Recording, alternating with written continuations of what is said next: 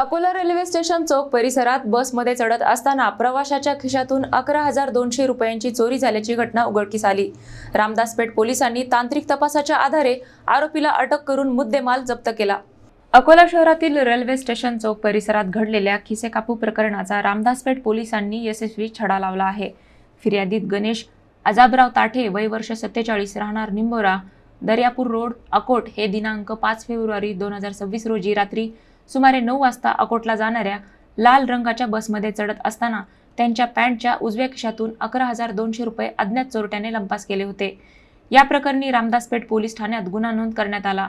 तपासादरम्यान पोलिसांनी गोपनीय माहिती व तांत्रिक विश्लेषणाच्या आधारे आरोपी मुकद्दर खान लाल खान, वय वर्ष 31, राहणार सोनटक्के प्लॉट, खाजानगर, अकोला याचा शोध घेत त्यास ताब्यात घेतले। चौकशीत आरोपीने गुन्ह्याची कबुली दिल्यानंतर त्याच्याकडून 10,300 रुपयांची रोख रक्कम जप्त करण्यात आली। ही कारवाई पोलीस अधीक्षक अर्चित चांडक, अप्पर पोलीस अधीक्षक BP रेड्डी, उपविभागीय पोलीस अधिकारी सुदर्शन पाटील यांच्या मार्गदर्शनाखाली व पोलीस निरीक्षक शिरीष खंडारे यांच्या नेतृत्वात करण्यात आली।